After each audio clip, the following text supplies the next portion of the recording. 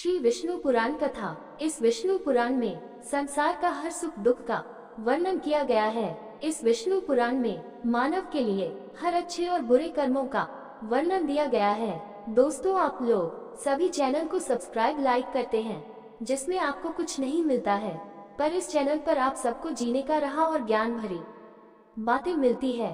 तो आपसे निवेदन है कि हमारे चैनल को आप सब सपोर्ट करें और हौसला दें कि हम आप लोगों के लिए अच्छा ज्ञान, अच्छी बातें और अच्छी राह पर चलने के लिए अच्छा ज्ञान आप सब के लिए पहुंचाता रहूं।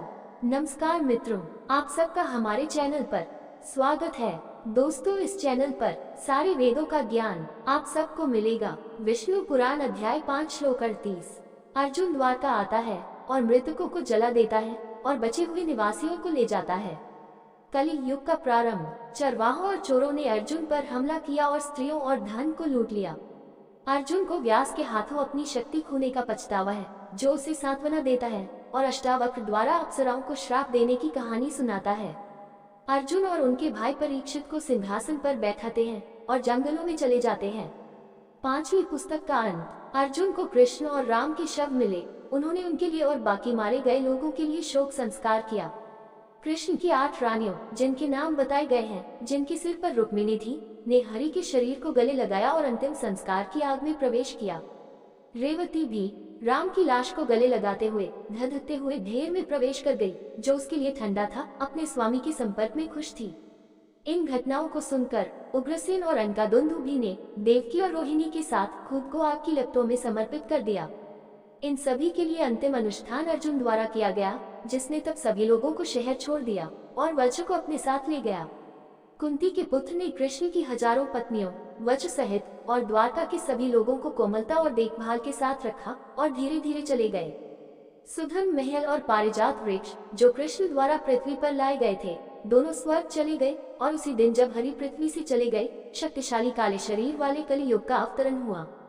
समुद्र बढ़ गया और यदुवंश के देवता के निवास को छोड़कर पूरी द्वारका को जलमग्न कर दिया। समुद्र अभी भी उस मंदिर को धो नहीं पाया है और केशव वहां निरंतर निवास करते हैं, यहाँ तक कि वर्तमान समय में भी। जो कोई उस पवित्र तीर्थ का दर्शन करता है, वह स्थान जहाँ कृष्ण ने अपनी क्रियाएं की थी, वह अपने सभी पापों से मुक्त हो जाता है। पृथा के पुत्र अर्जुन ने द्वारका से लाए लोगों को पंचल देश में एक समृद्ध और उपजाऊ स्थान पर रोका, लेकिन लुटेरों पड़ोस की इच्छाएं उत्तेजित हो गईं, जब उन्होंने अकेले अर्जुन के कब्जे में इतनी सारी विधवा महिलाओं, साथ ही इतनी बड़ी संपत्ति देखी। उनके काम से क्रोधित होकर उन्होंने दुष्ट आभीरों को इकट्ठा किया और उनसे कहा, यहाँ यह अर्जुन है, जो अत्यंत धनवान है और जिसके पास अनेक स्त्रियां हैं, जिनके पति मारे गए हैं। हमारे बीच आत्मविश्वास से गुजर रहा है। ये सभी बहादुर पुरुषों के लिए अपमान है। भीष्म, द्रोण, जयद्रथ, कर्ण और अन्य लोगों की मृत्यु से उनका गौरव बढ़ गया है, जिन्हें उन्होंने मार डाला है। वह साधारण ग्रामीणों की शक्ति को नहीं जानते हैं। ऊपर ऊपर अपनी लंबी मोटी लाठियां ले लो। यह मूर्ख मनुष्य हमारा तिरस्कार करता है।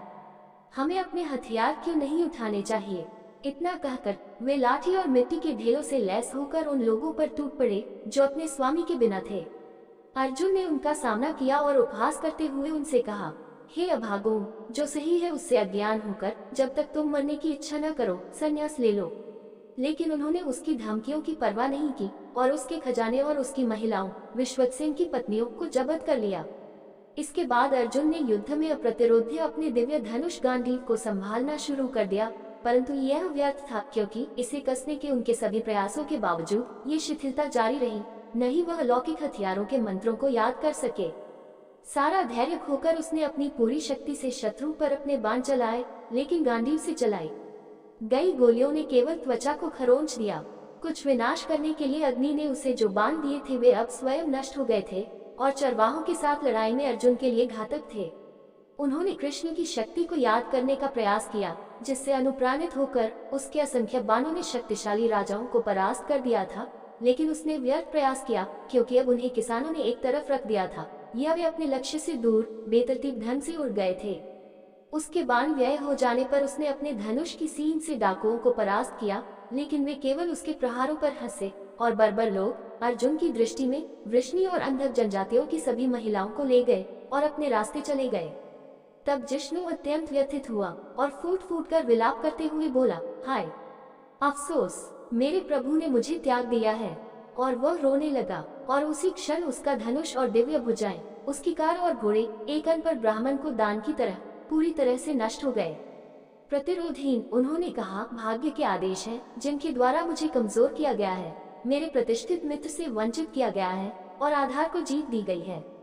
ये दोनों भुजाएं मेरी हैं, मेरी क्या यह मुट्ठी है, यह मेरी जगह है, मैं अर्जुन हूँ, लेकिन उस धर्मी सहायता के बिना ये सब व्यर्थ है। अर्जुन की वीरता, भीम की ताकत, सब उसका काम था, और उसके बिना मैं किसानों से अभिभूत हूँ, ये किसी अन्य कारण से नहीं हो सकता। इतना कहकर अर्जुन मथुरा शहर गए और वहाँ यादव राजकुमार वज्र को राजा नियुक्त किया। वहाँ उन्होंने व्यास को देखा जो जंगल में रह रहे थे, और वे ऋषि के पास आए और उन्हें आदरपूर्वक नमस्कार किया। मुनि ने कुछ देर तक उसका निरीक्षण किया, जब वह उनके चरणों में लेट गया और उससे कहा, ऐसा कैसे है कि मैं तुम्हें अपनी चमक से इस तरह वंचित देख रहा हूँ? क्या तुम महिलाओं के साथ अवैध संभोग के दोषी हो, या किसी ब्राह्मण की मृत्यु के दोषी हो, या क्या तुम्हें कोई गंभीर निराशा हुई है जो तुम इतने निराश हो? क्या संतान या अन्य अच्छे उपहारों के लिए आपकी प्रार्थनाएं निष्फल साबित हुई हैं? या क्या तू अनुचित वासनाओं में लिप्त हो गया है कि तुम्हारी चमक बहुत फीकी है? अथवा क्या तू वह है जो उसके द्वारा ब्राह्मणों को दिया हुआ भोजन खा जाता है? हे अर्जुन, कहो, क्या तुमने गरीबों का धन हड़प लिया है? क्या टोकरी की हवा तुम पर चमक रही है? या हे अर्जुन, क्या किसी की बुरी नजर तुम पर लगी है कि तुम इतने दुखी दिखते हो? क्या तुम्हें नभ के जल से स्पर्श हुआ है? या क्या किसी सुराही का जल तुझ पर छिड़का गया है? या संभवतः मामला क्या है, क्या आपको युद्ध में अपने से कमतर लोगों ने हराया है? अर्जुन ने गहरी आह भरते हुए व्यास को अपनी बेचैनी की सारी परिस्थितियां बताईं और आगे कहा, हरि, जो हमारी ताकत, हमारी वीरता, हमारी शक्ति, हमारी समृद्धि, हमारी चमक थे, हमें छोड़कर चले गए। हमारे मित्र, शानदार और हमेशा दयालु बोलने वाले, उनसे वंचित होकर हम इतने कमजोर हो गए हैं यदि भूसे से बना हो। पुरुषोत्तम, जो मेरे हथियारों, मेरे तीरों और मेरे धनुष की जीवन शक्ति थे, चले गए हैं।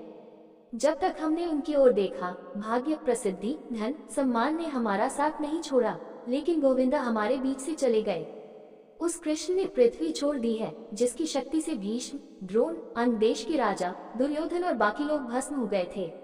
चक्रधारी के अभाव में मैं ही नहीं, बल्कि पृथ्वी भी बूढ़ी, दुखी और कांतिहीन हो गई है। कृष्ण, जिनकी भक्ति के कारण भीष्म और अन्य शक्तिशाली लोग मेरी वीरता की लौ में पतंगों की तरह नष्ट हो गए, चले गए, और मैं अब चरवाहों से पराजित हो गया हूँ।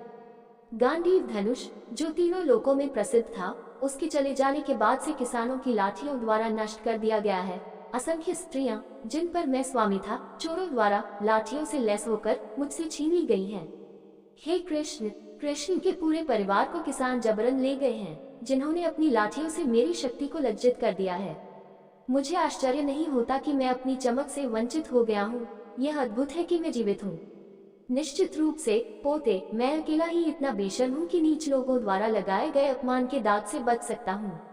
व्यास ने अर्जुन को उत्तर दिया और कहा, अब और मत सोचो मेरे बेटे अपने अपमान के बारे में, ये तुम्हें शोक करने के लिए नहीं बनता है। ये जान लो कि समय सभी प्राणियों को समान उलटफेर का अधीन करता है। समय सभी प्राणियों के उत्पादन और विघटन को प्रभावित करता है। जो कुछ भी अस्तित्व में है वह समय पर आधारित है। हे अर्जुन, इसे जानो और अपना धैर्य बनाए रखो। नदियाँ, समुद्र, पर्वत, सारी पृथ्वी, देवता, मनुष्य, जानवर, वृक्ष, कीड़े मकोड़े सब बने हैं और समय के साथ सब नष्ट हो जाएंगे। ये जानकर शांत हो जाओ कि यह सब कुछ समय का प्रभाव है। कृष्ण के ये महान कार्य, चाहे वे कुछ भी हो, पृथ्वी को उसके बोझ से मुक्त करने के लिए किए गए हैं। इसके लिए वह अवतरित हुए हैं।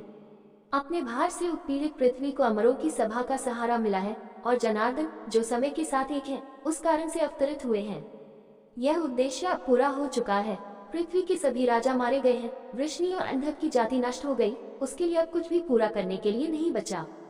इस कारण प्रभु जहाँ प्रसन्न हुआ वहाँ चला गया और उसके सारे प्रयोजन पूरे हो गए। सृष्टि के काल में देवों के देव सृष्टि करते हैं, उस अवधि में वह संरक्षित रहता है और अंत में वह सर्वनाश करने में शक्तिशाली है। अब सब हो गया, इसलिए हे अर्जुन, अपनी हार से दुखी मत हो। मनुष्यों का पराक्रम समय का उपहार है। भीष्म, कर्ण तथा अन्य राजा आपके द्वारा ही मारे गए हैं। ये समय का कार्य था, और इसलिए जो लोग आपसे छोटे हैं उनके कारण आपकी परेशानी क्यों नहीं होनी चाहिए। जिस प्रकार विष्णु के प्रति आपकी भक्ति के कारण इन्हें आपने परास्त कर दिया था, उसी प्रकार अंततः दुखी चोरों द्वारा आपकी पराजय समय के कारण हुई है। वह देवत्व विभिन्न शरीर धारण करके विश्व का संरक्षण करता है और अंत में प्राणियों का स्वामी उसे नष्ट कर देता है। आपके भाग्य के जन्म में जनार्दन आपका मित्र था। अपने पतन के समय आपके शत्रुओं पर केशव का अनुग्रह हुआ है। किसने विश्वास किया होगा कि आपको कुरु के सभी वंशजों और गंगा के रिश्तेदारों को मार देना चाहिए? किसने विश्वास किया होगा कि किसानों को आप पर विजय प्राप्त करनी चाहिए? पृथक के पुत्र, आश्वस्त रहो कि यह सर्वव्यापी हरि का खेल है कि कौरवों को तुम्हारे द्वारा नष्ट कर दिया गया है और तुम चरवाहों द्वारा पराजित हो गए हो। जिन स्त्रियों के विषय में तू विलाप करता है और जिन्हें चोर ले गए हैं, उनके विषय में एक प्राचीन कथा सुन, जिससे ये स्पष्ट हो जाएगा कि ऐसा क्यों हुआ। पूर्व समय में अष्टावक्र नाम का एक ब्राह्मण कई वर्षों से पानी में खड़े होकर शाश्वत आत्मा का ध्यान करते हुए अपनी धार्मिक तपस्या कर रहा था। असुरों के पराभव के परिणाम स्वरूप मेरु शिखर पर एक महान उत्सव मनाया गया। रास्ते में रंभा, तिलोत्तमा और सैकड़ों हजारों सुंदर अप्सराओं ने तपस्वी अष्टावक्र को देखा और उनकी भक्ति के लिए उनकी प्रशंसा की और उनका भजन किया। वे उसके सामने झुके और उसकी स्तुति की, क्योंकि वह गले तक पानी में डूबा हुआ था। उसके बाल चोटी में उलझे हुए थे, इसलिए उन्होंने उनके सम्मान में वही गाया जो उन्हें लगा कि उस सबसे प्रतिष्ठित ब्राह्मण के लिए सबसे उपयुक्त होगा। अंततः अष्टावक्र ने उनसे कहा, मैं तुमसे बहुत प्रसन्न हूँ। शानदार युवतियाँ, तुम जो कुछ भी चाहते हो मुझसे मांगो और मैं तुम्हें वह दूंगा, भले ही उसकी प्राप्ति कितनी भी कठिन क्यों न हो। तब वेदों में दर्ज उन सभी अप्सराओं, रंभा, तिलोत्तमा और अन्य ने उत्तर दिया, हमारे लिए इतना ही काफी है कि आप प्रसन्न हैं, हमें और क्या चाहिए पूज्य ब्राह्मण। लेकिन उनमें से कुछ ने कहा, हे महान श्रीमान, यदि आप वास्तव में हम पर प्रसन्न हैं, तो हमें पुरुषों में सर्वश्रेष्ठ और ब्राह्मणों में सर्वोच्च पति प्रदान करें। ऐसा ही होगा, अष्टावक्र ने उत्तर दिया और उसके बाद पानी से ऊपर आ गए। जब अप्सराओं ने उसे जल से बाहर आते देखा और देखा कि वह बहुत कुरूप है और 8 स्थानों से टेढ़ा है, तो वे अपनी प्रसन्नता नहीं रोक सकी, बल्कि जोर जोर से हंसने लगी। मुनि बहुत क्रोधित हुए और उन्हें शाप देते हुए कहा, चूंकि आप इतने ढीठ हो गए हैं कि मेरी विकृति पर हंसते हैं, इसलिए मैं आपकी इस निंदा की निंदा करता हूँ। उस अनुग्रह के द्वारा जो मैंने तुम पर दिखाया है, तुम अपने पति के लिए पहला पुरुष प्राप्त करोगी, परंतु मेरे शाप के फलस्वरूप तुम बाद में चोरों के हाथ में पड़ोगे। जब अप्सराओं ने मुनि द्वारा कही गई यह बात सुनी, तो उन्होंने उन्हें प्रसन्न करने का प्रयास किया और वे अब तक सफल हुए कि उसने उनसे घोषणा की कि उन्हें अंततः देवताओं के क्षेत्र में लौट जाना चाहिए। तो यह मुनि अष्टावक्र के श्राप का परिणाम है कि ये महिलाएं, जो पहले केशव की पत्नियां थीं, अब बर्बर लोगों के हाथों में पड़ गए हैं। और हे अर्जुन, तुम्हारे लिए पछताने का कोई अवसर ही नहीं है। ये सारा विनाश सबके स्वामी द्वारा किया गया है और तेरा अंत भी निकट है, क्योंकि उसने तुझसे बल, वैभव, पराक्रम और श्रेष्ठता छीन ली है। मृत्यु प्रत्येक जन्म लेने वाले का विनाश है, पतन उत्थान का अंत है, मिलन अलगाव में समाप्त होता है और विकास का क्षय होता है। ये सब जानते हुए भी बुद्धिमान लोगों को न तो दुख होता है और न ही खुशी, और जो लोग उनके तरीके सीखते हैं वे वैसे ही हैं जैसे वे हैं, सुख या दर्द से समान रूप से मुक्त। अतः हे परम श्रेष्ठ राजकुमार, क्या आप इस सत्य को समझते हैं और अपने भाइयों सहित सब कुछ त्याग कर पवित्र वन में चले जाते हैं? अब जाओ और मेरी ओर से युधिष्ठिर से कहो कि वह कल अपने भाइयों के साथ वीरों के पथ पर चले। इस प्रकार व्यास के निर्देश पर अर्जुन ने और पृथा के अन्य पुत्रों को वह सब बताया जो उन्होंने देखा था, अनुभव किया था और सुना था। जब उन्होंने उन्हें व्यास का संदेश सुनाया, तो पांडु के पुत्रों ने परीक्षित को सिंहासन पर बिठाया और जंगल में चले गए। इस प्रकार मैत्रेय, मैंने आपको वासुदेव के कार्यों के बारे में विस्तार से बताया है, जब वह यदु के वंश में पैदा हुए थे। इस चैनल पर सभी वेदों का ज्ञान मिलेगा। ये वीडियो आपको अच्छा लगा हो तो लाइक, शेयर, सब्सक्राइब जरूर करें। धन्यवाद दोस्तों।